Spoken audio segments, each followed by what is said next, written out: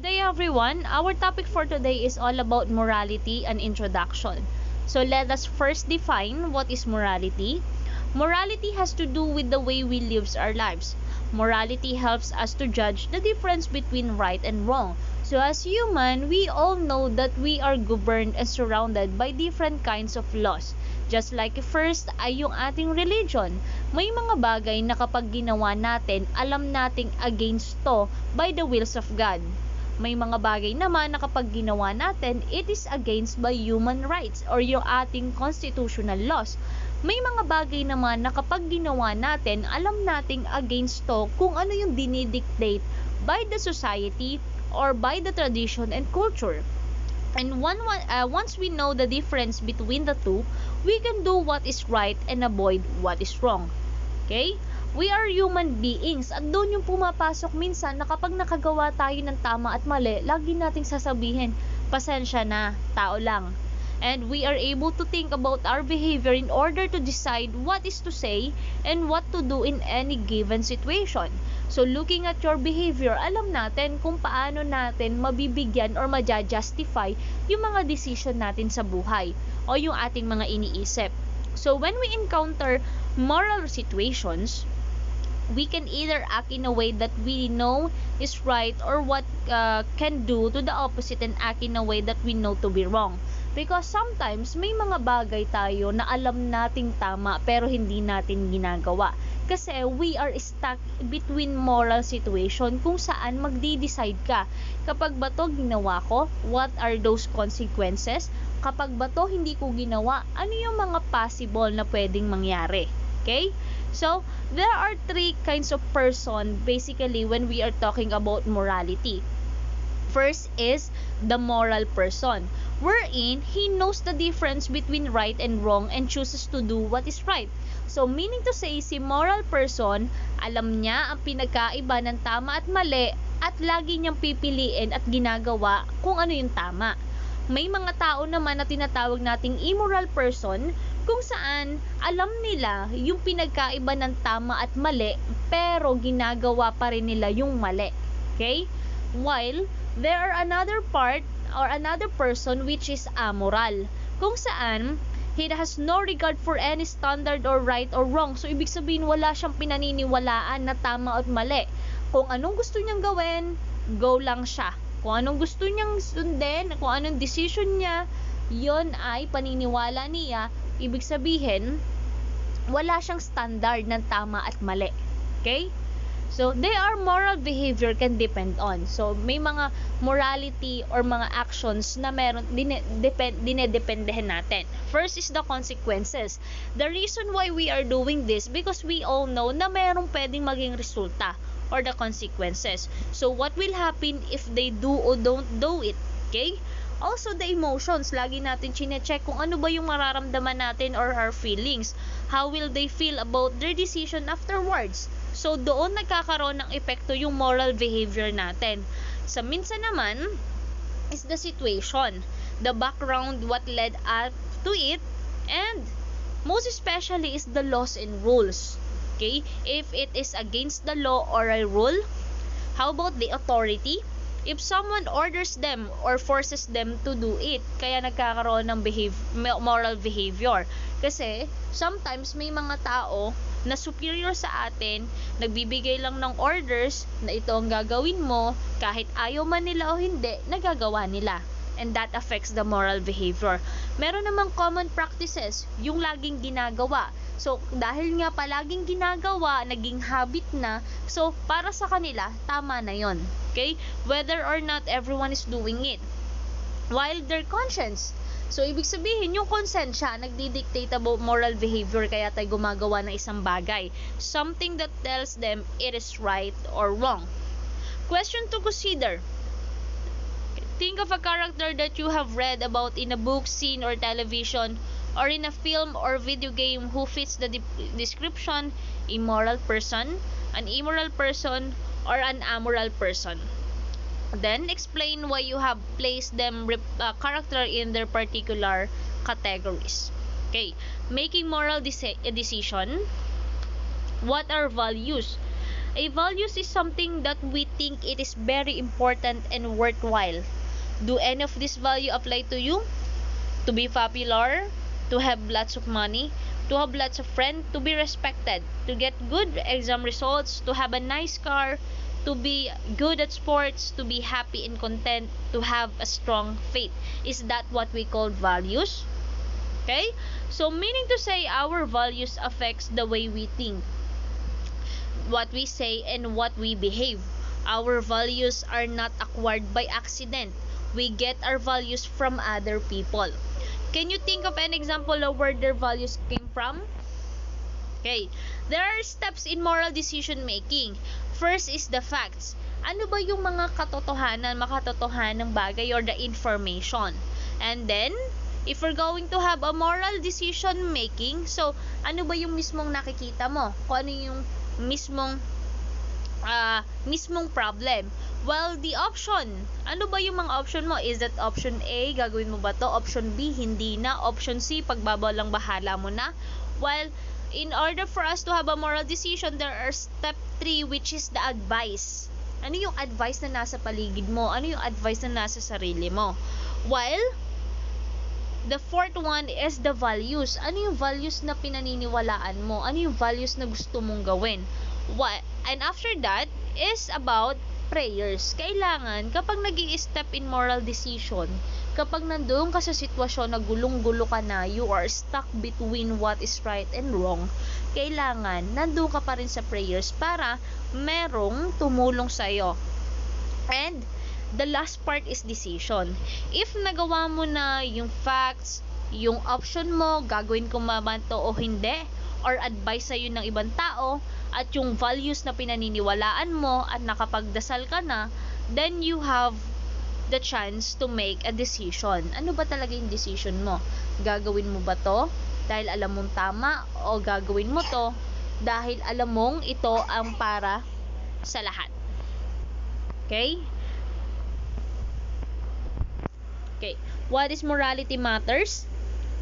Families would not function if the parents simply ignored their children. You could not have close friends if you lied constantly and stole from them. Society would totally collapse if people ignore the duties toward people. Can you think of an example? So, ibig sabihin, napaka-importante ng morality. Kasi, once inilabas mo yung values mo, once na ipinakita mo yung mga standard and laws mo, maraming naaapektuhan. Kaya nga po lagi nating iniisip kung ano ka ba mismo, or dito mo malalaman, just like in our first topic, yung self-awareness.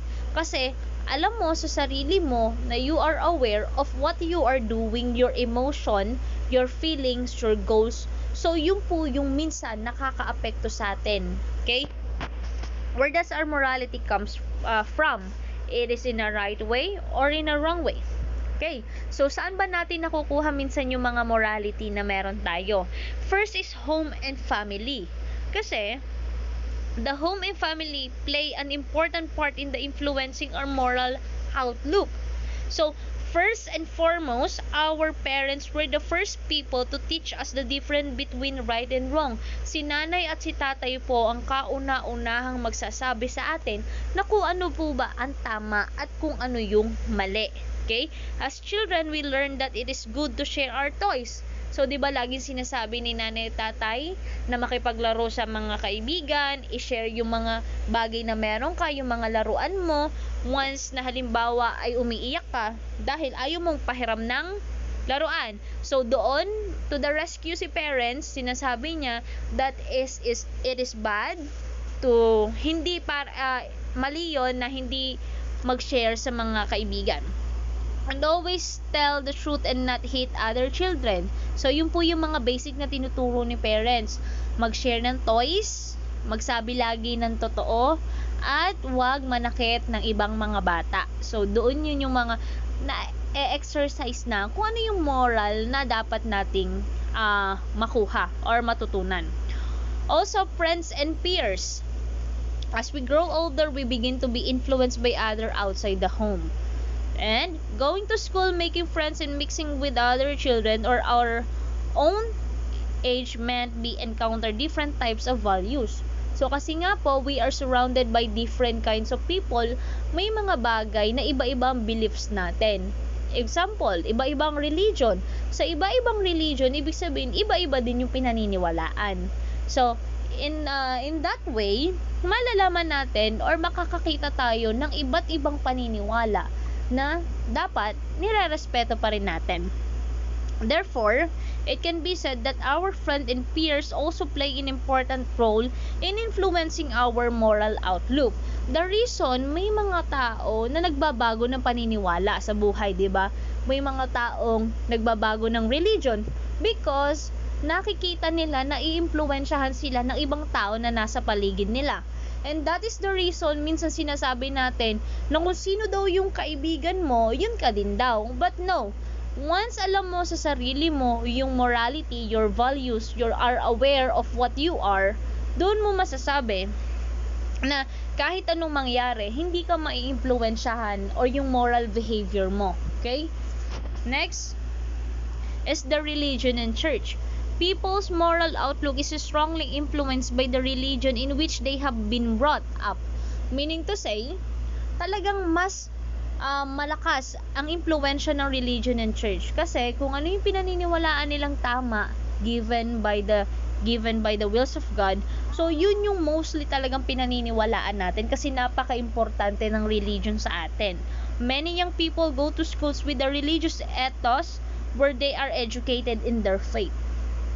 Therefore, the values they have received at home are reinforced by the teaching and practices of their religion. So, kaya po minsan, yung kapag nandoon tayo sa mga bahay, di ba yun yung first thing na nakakapag-apekto na ating morality is the home and the parents. So, kung ano yung pinaniniwalaan ni parents na bagay or beliefs in God, ina-apply din niya. So, yun po yung reason, yung mostly lahat ng teaching sa bahay is about kung ano yung, kung ikay Kristiyano, kung ikay Muslim, kung anong iba't ibang iyong religion. Okay? Next is the society and the state. The state plays an important role in deciding our moral outlook. The state passes the law of the country. Kaya nga po unang sinabi ko sa inyo, may mga bagay or constitutional laws kung saan idinidikta kung ano yung tama at mali. Like human rights. Okay? Society also plays an important role in influencing our moral outlook as it can decide what is accepted as good or bad. Usually, when the majority of society behave in a certain way, then that behavior can become acceptable. So, that is the reason may iba-iba tayong laws or constitutional law kasi yun yung nakita nila na in order for us to survive or to have a peaceful life or communication with other people, kailangan may mga laws tayo for human rights. Next is emotions. We can be influenced by our emotions to behave in a certain ways. This can have a positive impact on us in a situation where we are moved by sympathy or compassion to help somebody in need. So, kaya po tayo nagkakaroon ng moral obligation. Kasi minsan, nakikita po natin yung mga tao kinakailangan ng tulong. So, since alam po natin na tama ang pagtulong sa kapwa, so that is because of sympathy and empathy or compassion to help other people. Okay? However, emotion can also provide us with negative outcomes when we are driven by anger or hatred when responding to certain situation. So, meaning to say, because of emotion, kahit alam nating tama ang tumulong sa tao, pero galit ka sa taong yon, anong mangyayari, 'di ba? Dahil nga nauna yung galit mo, hindi mo siya tutulungan. So, yun po yun, kaya nakakaapekto ang emotion. Kasi kahit anong isipin mo na tama ang tumulong sa kapwa, pero alam mong itong taong ito ay nakagawa ng mali sa'yo kaya hindi mo tinulungan, that is how emotion affect human or moral behavior. Okay? Moral issues are not always simply a matter of stating what is right and wrong, and that is correct, because morality is about human beings and their relationship, and that is the reason may mga bagay na ginagawa tayo na mali pero para sa atin ay tama. Okay? We must remember that many factors can influence the way people behave. Okay? Katulad nga po ng mga inisa-isa ko, the parents, the home, the religion, the emotions, your fears, your friends, those are different aspect or different people na pwedeng maka-apekto sa atin. And so, when we are talking about morality, it is not about just talking about what is right and wrong. Meaning, ito yung bagay na dapat gawin natin. Hindi dahil alam lang natin na tama kaya kailangan natin gawin. It is an obligation to do what is right. Okay? And avoid what is wrong. Kasi lagi nga po nating sinasabi, kahit kailan, hindi po pwedeng maging tama ang mali. And that is all about morality. So, in order for us to have a strong kind or bond of moral behavior, kailangan, bata pa lang, ini-input na sa kanila kung ano yung tama at mali. Para, asbag sila ay tumanda na, para habang along the way, nagkakaroon na sila ng decision making, moral decision making, kung saan gumagawa na sila ng bagay na alam nilang tama, hindi dahil sa sinasabi sa kanila, but because alam nila, inintak na sa utak nila na sila ay tama. And that is what we call morality.